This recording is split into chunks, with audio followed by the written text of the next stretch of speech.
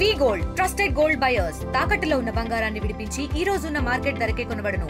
మరిన్ని వివరాలకు సంప్రదించండి 77107720. షేర్లింగంపల్లి మదీనాగూడలో ఒకవైపు అంకుర హాస్పిటల్ వద్ద అయితే ఉన్నాం. ఫేక్ డాక్టర్స్ అందరు కూడా విధులు నిర్వహించి మరీ చలామణి అవుతున్నారు. ఇప్పటికే చూసుకుంటే తెలంగాణ మెడికల్ కౌన్సిలింగ్ విజిలెన్స్ బృందం అంతా కూడా ఈ ఘటన వాళ్ళ వల్ల బయటకు వచ్చింది. పూర్తిగా మనం ప్రస్తుతం అయితే ఇక్కడనే ఉన్నాము. మరోవైపు గత కొన్ని రోజుల నుంచి చూస్తుంటే కూడా డ్యూటీ మెడికల్ ఆఫీసర్ విధులు నిర్వహిస్తున్న వ్యక్తి కరపాల భరత్ కుమార్ అనే వ్యక్తి ఫ్రాడ్ చేశాడు. పూర్తిగా MBBS ఫెయిల్ అయినప్పటికీ కూడా ఫేక్ సర్టిఫికేట్స్ పెట్టుకొని అంకుర హాస్పిటల్లో జాయిన్ అయ్యాడు. ఆ తర్వాత పీడియాట్రిషియన్ లాగా డాక్టర్ లాగా సేవలు నిర్వహిస్తున్నారు. ఒకవైపు డ్యూటీ డాక్టర్గా అతను విధులు నిర్వహిస్తున్నారు. ప్రధానంగా చూసుకుంటే కూడా అతనికి సంబంధించిన డాక్యుమెంట్స్ ఏవైతే ఉన్నాయో అవంతా కూడా ఫేక్ రిజిస్ట్రేషన్ డాక్యుమెంట్స్. ఇవన్నీ కూడా అంకుర హాస్పిటల్లో సబ్మిట్ చేసి అతను జాయిన్ అయ్యాడు. మరోవైపు బైరం అంకుర కుమార్ అనే వ్యక్తికి సంబంధించిన డాక్యుమెంట్స్ కూడా ఇతను ఫోర్జరీ చేయడం, ఆ తర్వాత చిన్న పిల్లల ప్రాణాలతో చెలగాటమాడడం.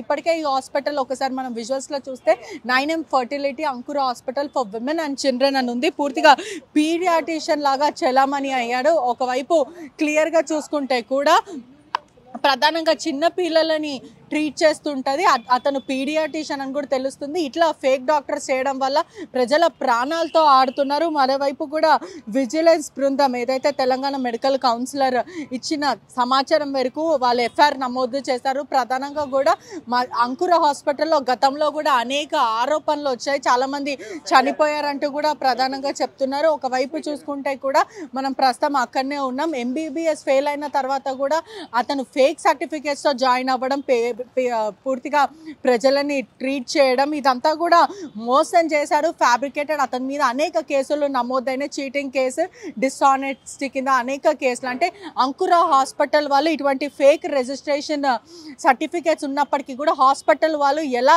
అలౌ చేశారు, ఎలా ఈ ఎవిడెన్స్కి సంబంధించిందంతా కూడా ఎందుకు పూర్తిగా తీసుకోలేరు. మరోవైపు పూర్తిగా చూసుకుంటే కూడా బైరం భరత్ కుమార్ అనే వ్యక్తికి సర్టిఫికెట్స్ కలపాల భరత్ కుమార్ వాడడం, ఆ తర్వాత ఒకవైపు అంకుర హాస్పిటల్ వాళ్ళు ఎటువంటి యాజమాన్యం వాళ్ళు సర్టిఫికేట్స్ అంతా కూడా వాళ్ళు చెక్ చేయకుండా పూర్తిగా అతన్ని డాక్టర్ లాగా అతన్ని తీసుకున్నాడు. మరోవైపు ఆకస్మిక తనిఖీల్లో ఈ భాగవతం అంతా కూడా బయటపడింది.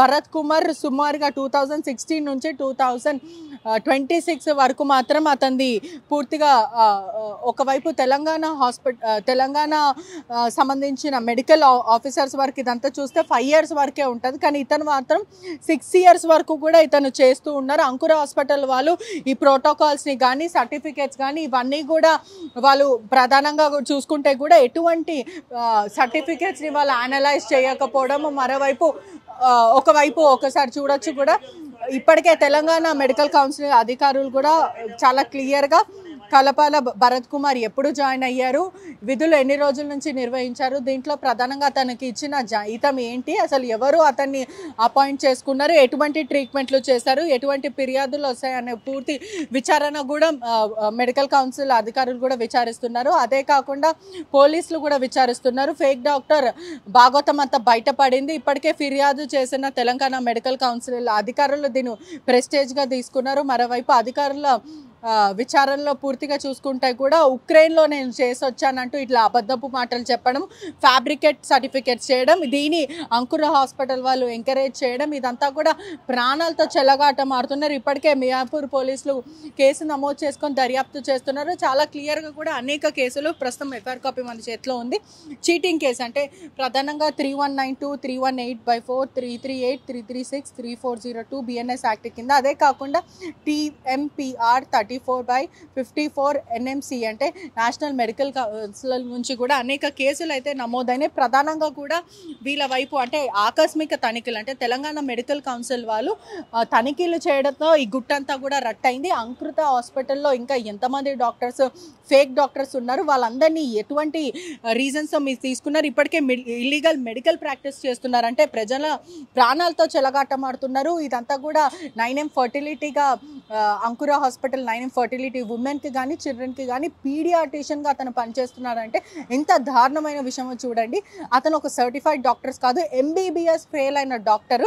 ఫ్యాబ్రికేట్ చేయడం అంటే ఇక చాలా క్లియర్గా ఉంది, సర్టిఫికేట్స్ని ఫ్యాబ్రికేట్ చేయడం, ఆ తర్వాత ఇల్లీగల్ మెడికల్ ప్రాక్టీసెస్ చేయడం, ఇవన్నీ చేస్తుంటే కూడా అంకురా హాస్పిటల్ వాళ్ళు ఏ విధంగా ఇటువంటి ఫ్యాబ్రికేట్ దొంగ డాక్టర్లని వీళ్ళకు ఉద్యోగాలు ఇచ్చి వీళ్ళని పెట్టుకోవడం, ఆ తర్వాత ప్రజల ప్రాణాలతో చెలగాటడం.